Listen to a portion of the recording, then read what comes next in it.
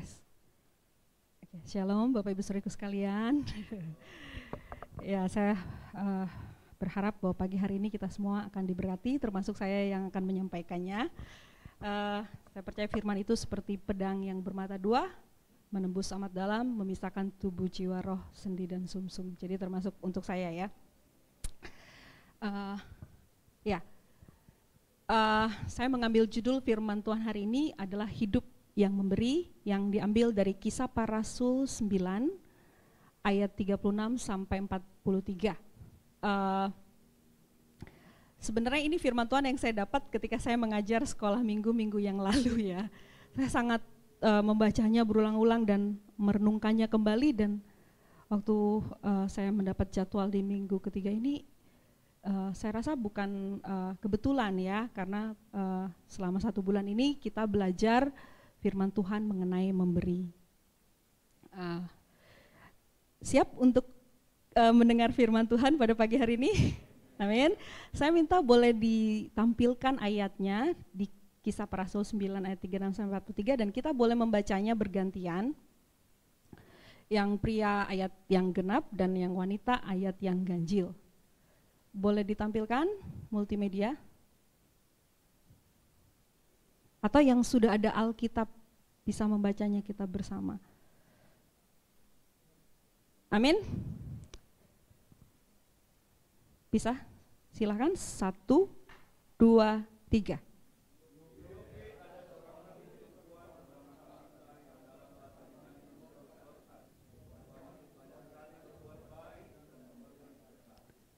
Tetapi pada waktu itu ia sakit, lalu meninggal. Dan setelah dimandikan, mayatnya dibaringkan di ruang atas.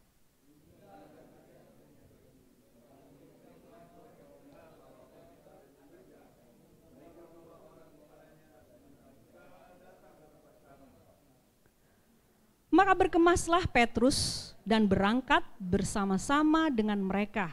Setelah sampai di sana, ia dibawa ke ruang atas, dan semua janda datang berdiri dekatnya sambil menangis. Mereka menunjukkan kepadanya semua baju dan pakaian yang dibuat Dorcas waktu ia masih hidup.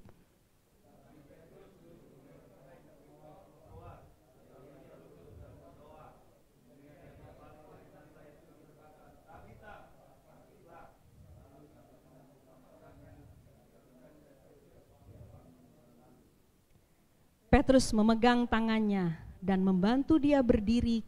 Kemudian ia memanggil semua orang kudus beserta janda-janda, lalu menunjukkan kepada mereka bahwa perempuan itu hidup.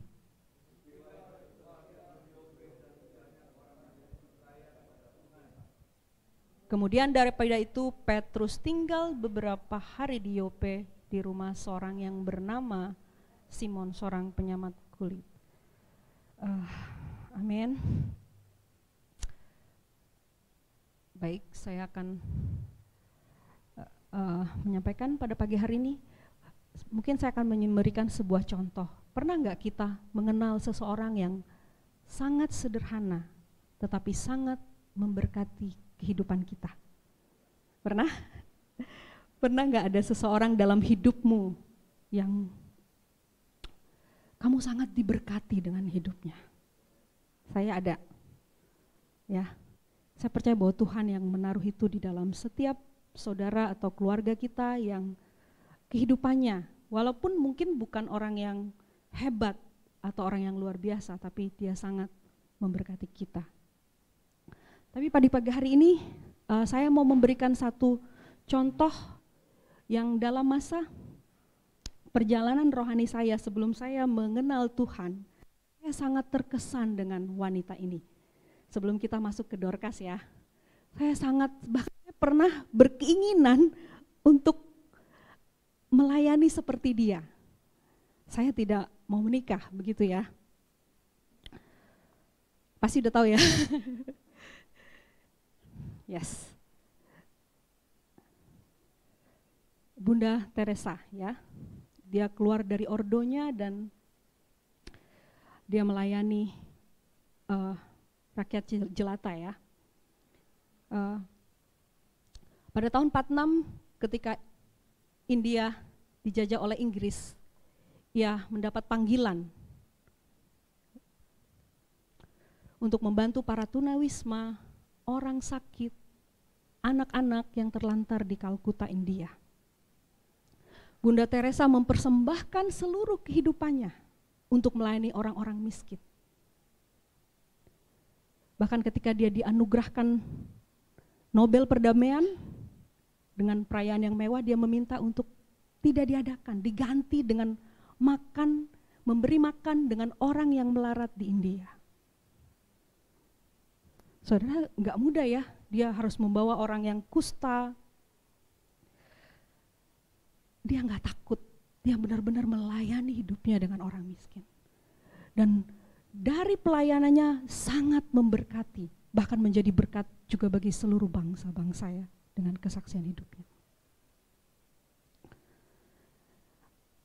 Waktu itu Tuhan saya pengen ya seperti dia, kasihnya begitu luar biasa ya. Tapi saya mampu ya, nggak kayak dia gitu ya. Tapi Tuhan tahu ya, ternyata saya nggak mampu seperti Bunda Teresa ya. Mungkin kita nggak bisa seperti Bunda Teresa. Mungkin kita tidak dapat melakukan hal-hal yang besar, tapi kita bisa melakukan hal-hal yang kecil dengan kasih yang besar. Amin. Mungkin kita nggak bisa melakukan perbuatan yang begitu hebat, tapi walaupun kecil, tapi kalau engkau melakukannya dengan kasih, saya percaya itu akan berdampak besar. Amin. Nah, kembali kepada firman tadi. Hari ini kita akan belajar dari seorang perempuan yang bernama Tabita atau Dorcas. Kalau saya baca beberapa informasi ini, Dorcas itu orang yang gesit. Sebenarnya artinya katanya rusa atau kijang. Jadi hewan yang sangat gesit. Jadi ini seperti perempuan yang cukup gesit ya, menyenangkan orangnya seperti itu ya.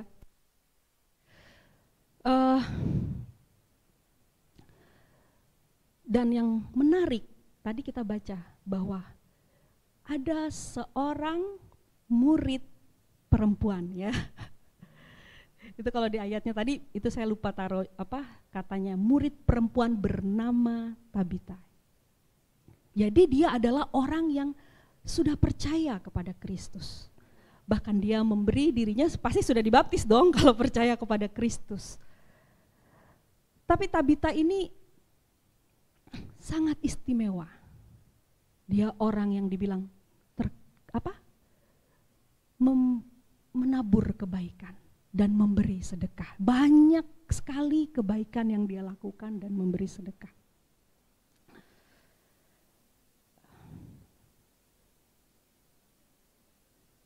Dan di dalam perjanjian baru dia ditulis sebagai murid perempuan ya. Saya menarik ya, kayak kita cuma 12 murid cowok pria-pria gitu ya, tapi di sini murid perempuan gitu. Aduh, enak juga ya perempuan, ada juga namanya ya sebut. Itu saya senang sekali waktu baca cerita ini. Tabita benar-benar memberikan pelayanan yang total. Amin. Dia mewujudkan imannya kepada Kristus dengan memberikan dalam bentuk pelayanan yang total. Dia mengembangkan kemampuannya, talentanya untuk menjadi berkat bagi sesama. Tadi dikatakan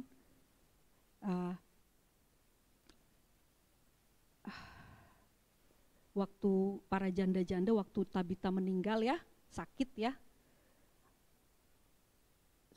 para janda-janda itu menunjukkan pakaiannya yang dibuat oleh Tabita, betul ya?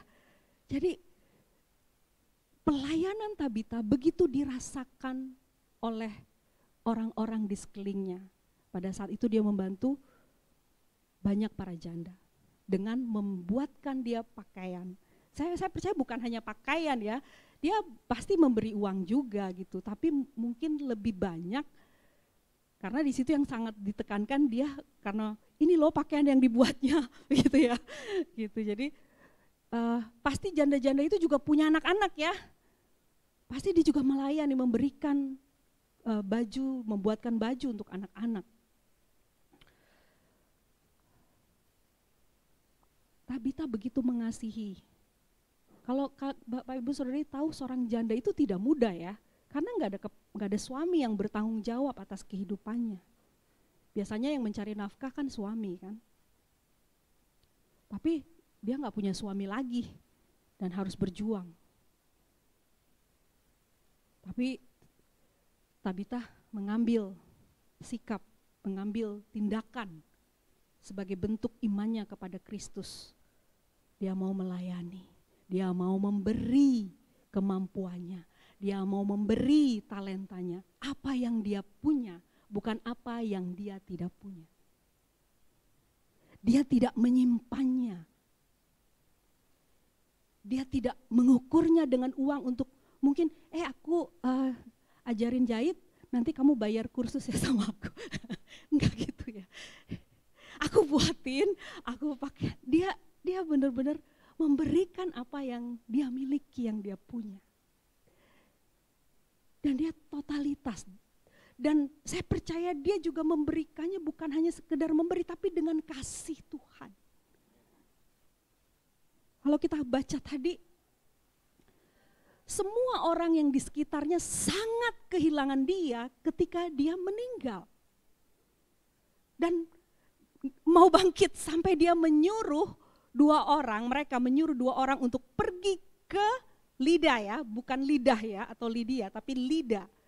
Karena di situ ada Petrus yang baru membangkitkan orang yang lumpuh, bukan membangkitkan, baru menyembuhkan orang yang lumpuh selama 8 tahun, Eneas. Didengar, ternyata Lida dan Yope dekat gitu, jadi pergi dan Petrus langsung berkemas dan mengikut mereka dan bertemu ya dengan Tabita yang sudah meninggal. Menarik di sini, Tabita tuh mengasihi Tuhan, melayani Tuhan, tapi juga mengalami pergumulan ya, sakit ya. Saya pikir perjalanan hidup mengikut Tuhan itu lurus-lurus saja, baik-baik aja. Ternyata enggak juga ya, kan dia cinta Tuhan, dia udah menolong banyak orang. Tuhan kok, kenapa ya kok dia sakit terus mati lagi? Siapa yang sedang merasakan itu? Ternyata dalam perjalanan hidup kita enggak mulus terus. Ada namanya tantangan, ada namanya duka, ada namanya suka.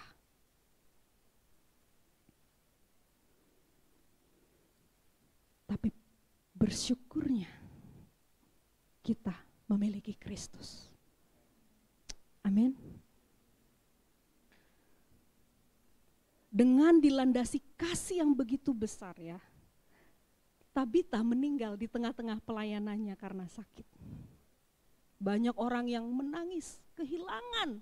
Karena dia memang, kalau dibilang banyak yang merasa kehilangan, artinya benar-benar pelayanannya tuh dirasakan. Berdampak bagi komunitasnya. Dia nggak tinggal di rumah, diam ya udah di rumah aja. Dia benar-benar pelayanannya tuh memberkati sekali karena banyak yang merasa kehilangan. Nangis. Waktu Petrus datang, ini nih baju yang dibuat Tabita. Begitu penghargaan ya yang diberikan gitu ya kepada Tabita pada saat itu.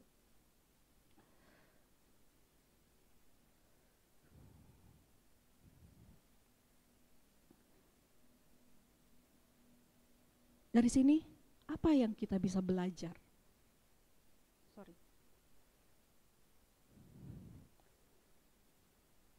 Memberi bukan soal banyaknya, tapi hatinya. Boleh Sandi dibaca ayat 36? Siapa yang bisa membaca ayat 36? Masih di situ di Kisah Para Rasul.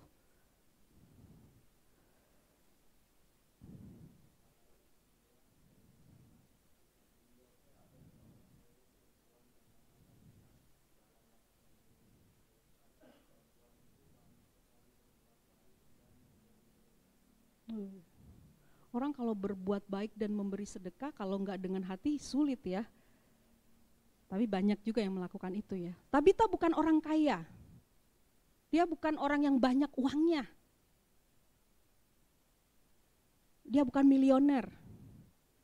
Dia juga bukan seorang pemimpin yang besar dia juga bukan seorang pengkhotbah yang hebat. Atau worship leader di sini yang dikenal ya kalau pemusik kan dikenal oleh jemaat semua ya, kelihatan ya. Tapi dia punya hati yang peduli sama komunitasnya. Orang-orang di sekitarnya.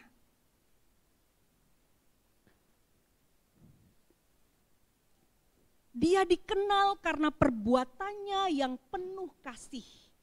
Dia memberi apa yang ia bisa lakukan. Dia menjahit pakaian bagi janda-janda. Tabita mempersembahkan hidupnya untuk melayani, menolong para janda dan mungkin anak-anaknya juga.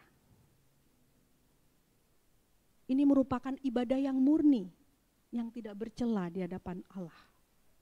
Perbuatan Tabita itu dilandasi dengan kasih dan menjadi perbuatan yang menyenangkan hati Tuhan. Saya percaya bahwa ini juga menjadi teladan bagi kita, betul? Ya. Mungkin dia nggak bisa berikan uang. Mungkin di antara kita yang anak sekolah belum ada uang kan? Belum cari kerja. Tapi hatinya yang penuh kasih mendorong dia untuk memberi. Tidak dibatasi dengan cien.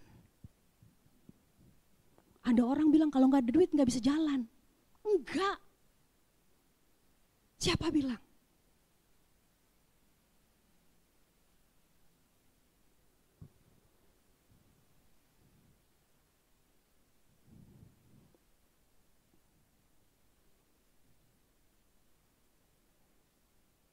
Dia bisa memberikan talentanya. Bapak Ibu Saudaraku, saya percaya bahwa kita semua diberikan gift, talenta yang begitu beraneka ragam di dalam kita, amin. Gak semuanya sama. Saya gak bisa seperti mami yang bisa masak kue, masak ini. Pintar ya, begitu ya. Bisa masak sih, tapi mungkin tidak seperti mami gitu ya. Saya nggak bisa seperti Eta yang membuat desain. Wah, hebat sekali kalau buat desain. Saya nggak bisa seperti siapa ya? Seperti Ibu Amel yang main keyboard. Beda talenta saya. Seperti Pak Jeffrey yang kalau khotbah ya bagus sekali ya. Dia sistematik. Kita punya beda-beda. Saya nggak bisa seperti Pak Anes yang pengusaha, yang dia bisa ke sana ke sini dengan usahanya membuat ini. Enggak, beda-beda. Tapi kita ada di dalam satu tubuh Kristus dengan berbagai macam talenta yang bisa dipakai untuk menjadi berkat. Amin. Makanya kita nggak bisa sendiri. Kita bukan makhluk sendiri, kita ini adalah makhluk sosial yang saling membutuhkan satu dengan yang lainnya. Kita nggak perlu seseorang. Suatu saat kita akan perlu bantuan orang, amin. Jangan merasa saya bisa sendiri, semua bisa.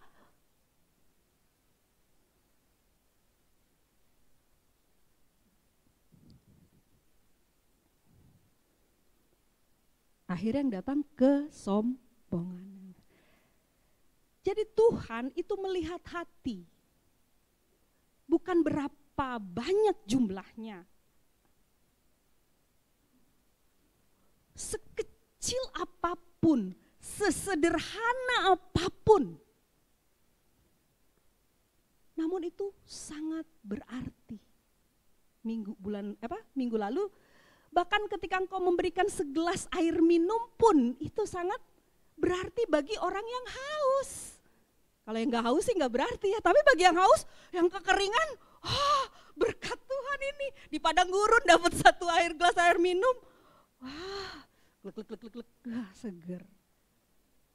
Mungkin yang di tempat yang air minum enggak ini, tapi bisa sederhana apapun.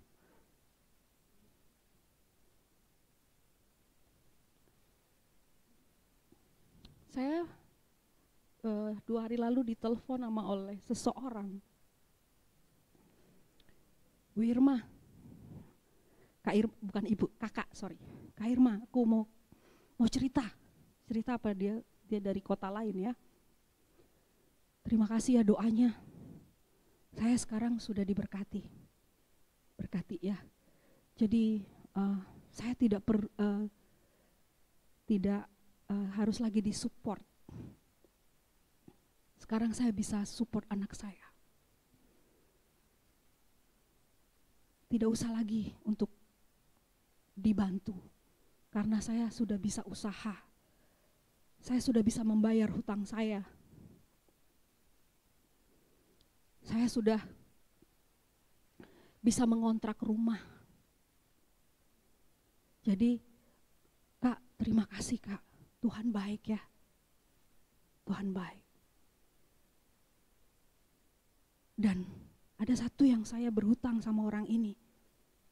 Tapi orang ini bilang gak usah dibayar. Saya bilang gak bisa, saya harus bayar hutang saya. Enggak, itu buat anak-anakmu. Kak, luar biasa ya. Saya gak tahu harus ngomong apa. Hutangnya banyak loh Kak, tapi dia gak mau dibayar. Wow. Siapa yang menaruh kebaikan itu di dalam hati? Tuhan.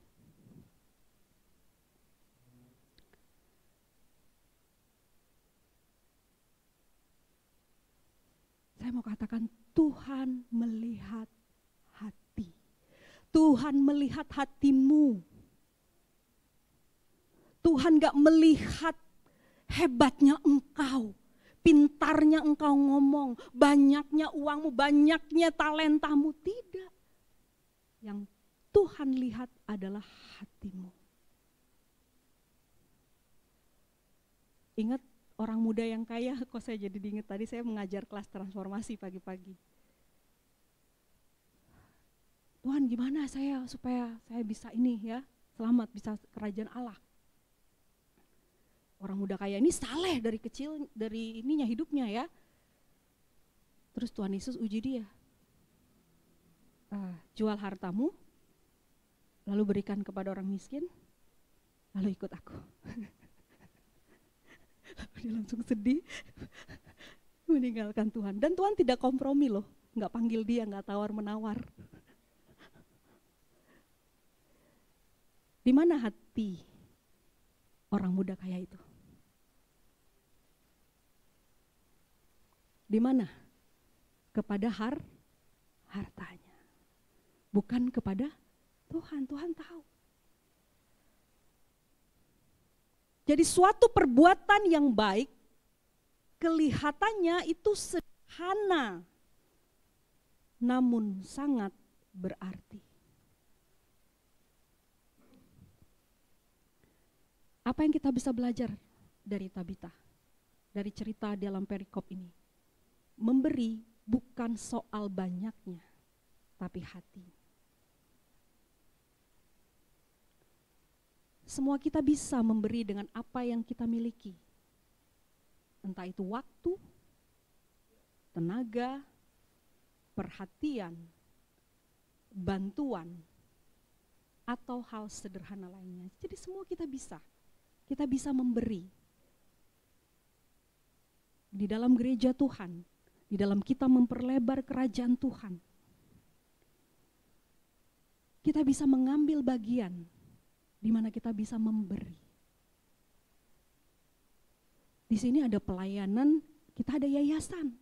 Saudara bisa memberikan ide, bisa datang menemui Pak Ketua Yayasan. Pak, saya ada ide ini.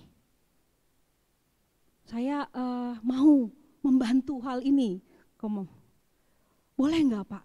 Tanya. Kemudian kita ada tim pembangunan, gedung gereja. Ada Pak Parlin, tapi beliau lagi ke Jakarta ya. Ada Pak Geri, ada Ibu Ulin. Bisa bertanya apa yang bisa saya lakukan ya untuk mendukung dalam pembangunan. Atau di dalam tim compassion ministry, pelayanan belas kasihan. Saya sangat ada salah satu sister di gereja yang dia masih baru. Tapi dia, Bu, saya mau melayani gitu ya. Saya kaget juga gitu ya. Tapi ya saya lihat, wah dia ngepak semua barang-barang waktu kita membagikan ke TK PAUD Gasing ya. Wah dia packing barang-barangnya, dia pisahin mana yang tidak layak gitu. Bahkan dia sampai ke rumah saya bantu untuk ngambil barang-barang saya untuk di packing lebih bagus lagi begitu. Itu masih single. Jadi yang single jangan malas-malas. Disuruh ngangkat ini malas. Disuruh bantuin ini malas. Tapi giliran di HP bisa berjam-jam. Betul? Atau betul? Iya kan?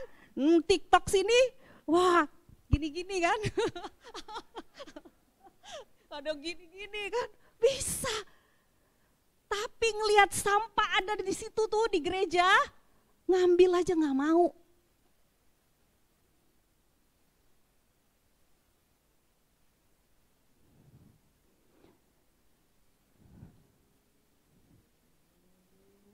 Semua kita bisa memberi. Jangan batasi memberi itu hanya dengan uang. Tenagamu pikirkan gimana sih anak muda supaya lebih banyak lagi. Supaya anak muda kreatif di gereja untuk menjangkau komunitas kita. Tapi kita menjangkau komunitasnya. Kalau kita cuma di 4 tembok gereja ini kita akan sulit.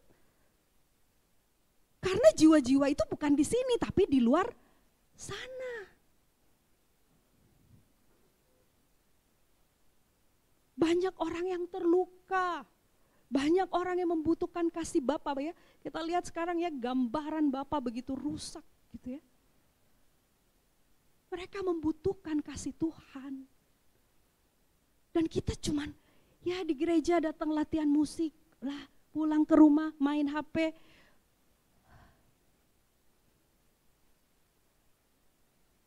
Saudara bisa memberi. Walaupun sederhana. Amin. Enggak harus yang susah-susah sebenarnya, sederhana aja. Apa sih partnya Tuhan? Aku mau setia di dalam hal ini. Bapak Ibu, mungkin tetanggamu sakit, kamu pengen jadi berkat. Ya membuatkan makanan buat tetanggamu. Kasih. Kalau saya sama tetangga saya suka kirim makanan ganti-gantian. Tapi lebih lagi kalau ada orang mungkin ada yang sakit, bawakan makanan, buatkan makanan, seperti itu ya. Dan yang luar biasa pelayanan seorang ibu yang menyediakan makanan ya, supaya walaupun kecil tapi dia menjadi berkat di dalam rumahnya. Mari kita semua jangan batasi dengan apa yang tidak ada padamu. Tapi apa yang ada padamu, engkau bisa berikan. Daripada tidur berjam-jam, tapi kamu bisa luangkan 1 jam, gak butuh banyak, 1 jam deh. Kamu mungkin dengerin curhat saudara seiman dan kemudian mulai mendoakan dia. Itu sederhana. Kan gak bisa semuanya Pak Jeffrey kan sama Bu Irma kan, atau pemimpin-pemimpin kan. Tapi bisa mendoakan. Lanjut. Ya, kita bisa belajar memberi bukan soal banyaknya, tapi hatinya. Tapi kita tahu bahwa itu dimulai dari hati. Yang kedua, apa yang kita bisa belajar? Memberi membuat hidup kita berarti. Ayat 39, Fafa bisa baca?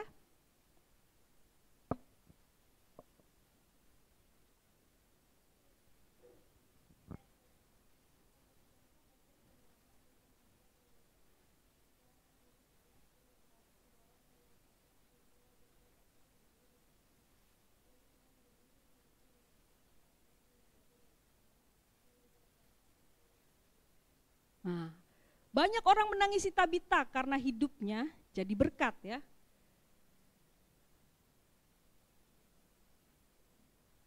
Banyak yang merasa kehilangan. Jadi berarti apa yang dilakukan Tabita itu sangat berarti sekali. Amin. Sama yang saya sudah bagikan tadi, segelas air putih kalau kamu berikan bagi yang haus pasti berarti sekali. Dan hidup yang memberi akan dikenang dan diberkati. Orang yang hidupnya suka memberi pasti akan dikenang. Pasti saya ingat siapa yang saya aja ingat loh kalau siapa yang memberi kepada saya itu saya ingat. Bukan uang, bukan, tapi perhatian, dorongan, semangat. Yang saya kalau cerita dia cuma denger aja, tapi itu saya ingat.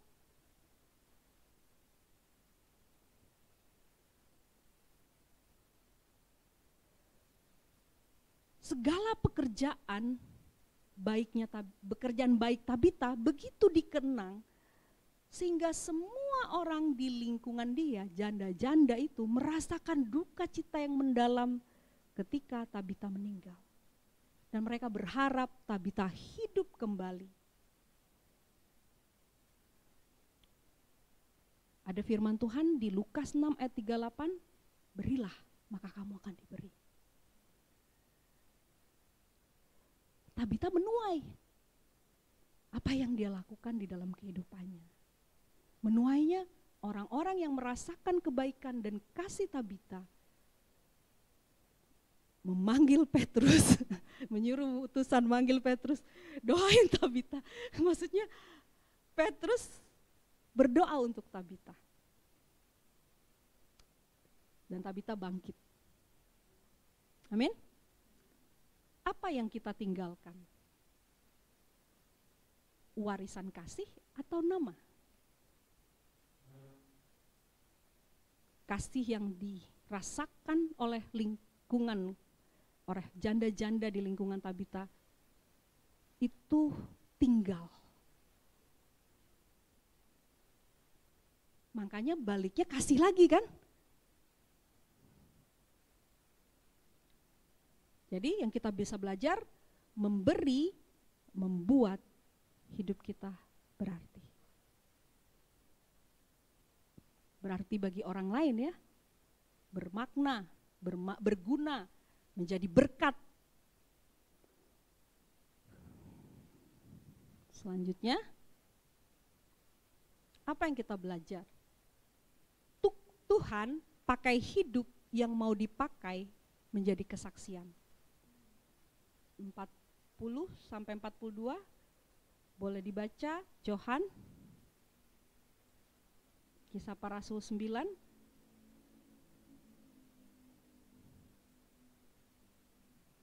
Dapat?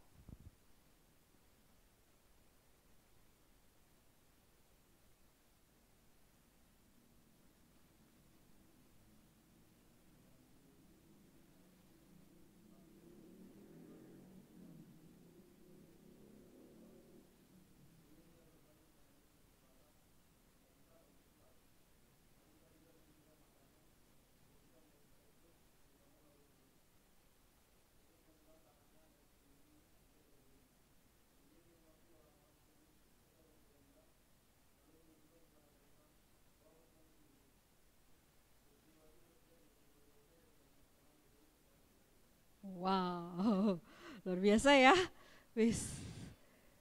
Petrus membangkitkan Tabita, mujizat Tuhan terjadi. Ya, Tabita, bangun ya. Bukan karena Tabita orang penting. Dia bukan pejabat tadi ya, bukan orang kaya. Tapi karena hidupnya berarti bagi orang lain masih membutuhkan Tabita. Makanya duka cita yang mendalam, merasakan banget kasih Tabita, kebaikan hatinya, pelayanannya yang totalitas dan masih diperlukan pada saat itu. Dan mukjizat Tuhan terjadi. Kemurahan Tuhan turun dan Tabita bangkit ketika Petrus mendoakannya. Artinya Allah masih punya rencana, Allah masih mau memakai Tabita untuk menjadi berkat bagi komunitasnya. Amin. Masih banyak yang perlu pelayanan Tabita. Mungkin dia belum memuridkan tukang jahit. Belum sempat, dan hari ini mungkin ketika dia bangkit, mungkin ya ini imajinasi aja dia. Dia latih temannya, mungkin adeknya atau orang yang dia layani untuk ini cara membuat baju kayak gini. Seru ya kalau kita membayangkannya. Oh, baru dia selesai tugasnya nanti meninggal nggak minta lagi dibangkitin karena sudah banyak tukang jahit yang lainnya ya.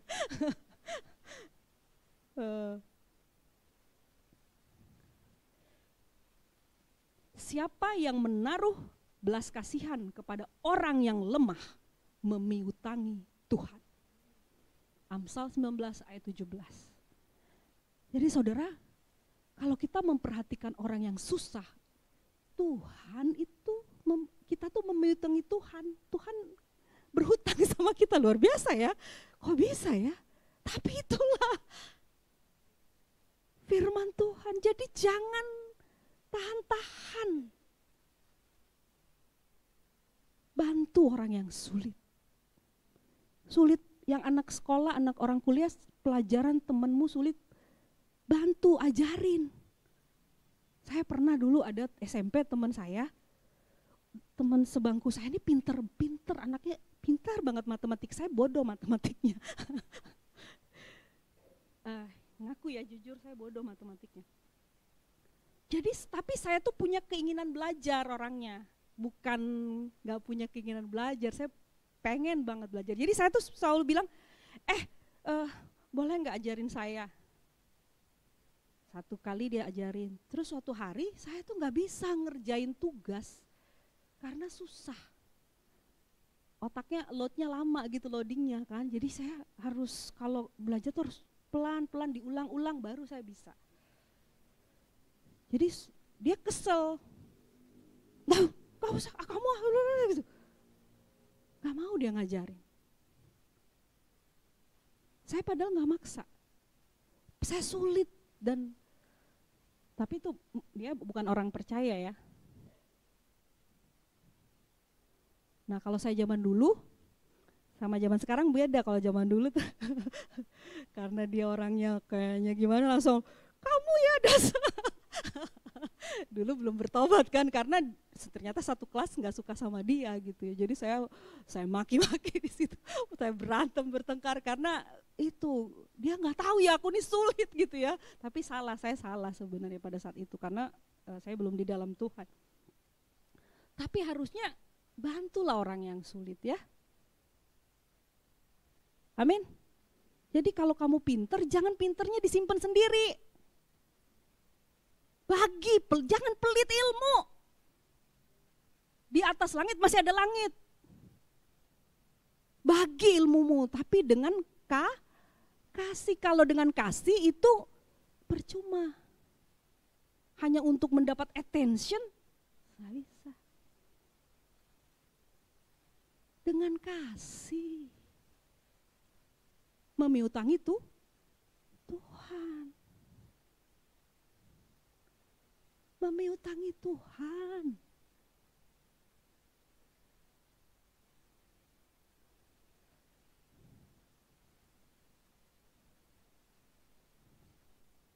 Allah mengasihi orang yang memberi dengan sukacita. Apapun pelayananmu ya. Jadi Tuhan mau memakai hidup kita menjadi kesaksian. Hidup yang memberi, hidup yang berdampak bagi komunitas kita. Mungkin kamu bisa memberi kepada tukang sampah, makanan, Pak Satpam dekat rumah, di komplekmu. Mungkin pas pulang gereja, kamu ada 2 roti, kamu bisa bagi saudara seimanmu di sini. Di bawah ada penjaga parkir Pak Anto, dia belum di dalam Tuhan. Mungkin saudara bisa memberi makanan, pakaian, Pak ini untuk Bapak, Tuhan berkati ya. Lebih lagi bagiin Injil. Kalau sampai sekarang sudah diinjilin belum? Sudah diberitakan kabar baik belum? Caranya memberitakan kabar baik bukan langsung kamu bertobat ya, kalau nggak bertobat kamu masuk neraka, bla bla bla, nggak gitu saudara. Saudara tuh rangkul. Halo Pak, gimana hari ini?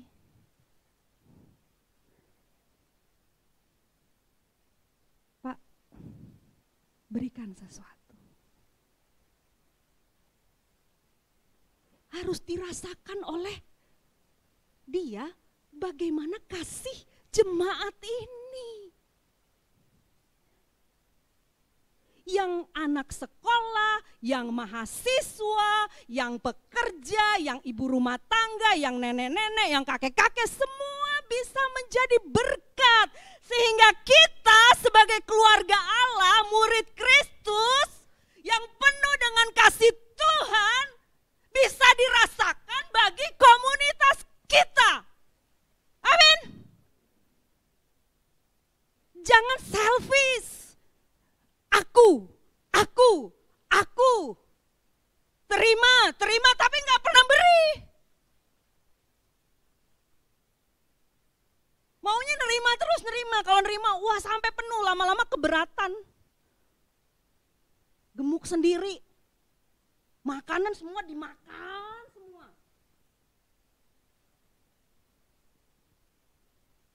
Saya mau sampaikan, ini bukan untuk Bapak Ibu Saudara saja, untuk saya. Firman itu juga untuk saya. Saya bukan ngajarin, bukan.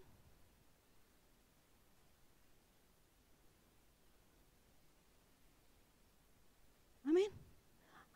Ayo anak muda, tunjukkan kasihmu. Jangan cuma begini nah. Love.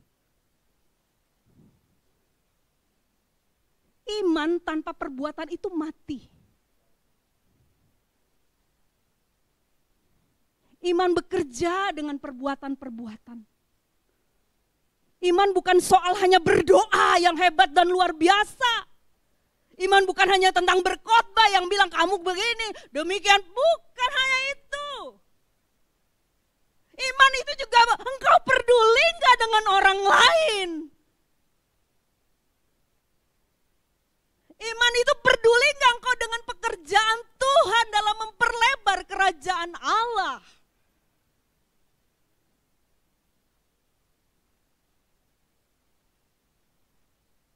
Itu bukan program. Ingat doa Bapa kami yang setiap minggu kita doakan. Datanglah kerajaanmu. Jadilah, siapa yang membawa kerajaan Allah itu? Kita, saya dan saudara di tengah-tengah dunia ini. Amin. Ya.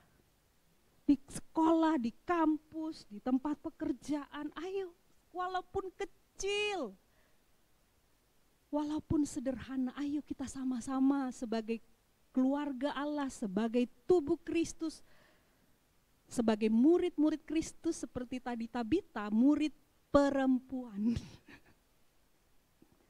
Dia mau menjadi saksi, dia mau menjadi berkat, dia memberikan totalitas hidupnya, talentanya untuk melayani orang-orang di sekitarnya. Amin. Penutup. Kita mungkin bukan siapa-siapa di mata dunia. Mungkin kita dianggap rendah ya. Kadang sama orang tua kita juga, kamu masih kecil, begitu ya. selalu kalau orang tua pasti anak selalu begitu ya. Tapi jika kita mau hidup untuk memberi, Tuhan bisa pakai hidup kita menjadi alatnya. Amin. Walaupun kita bukan siapa-siapa.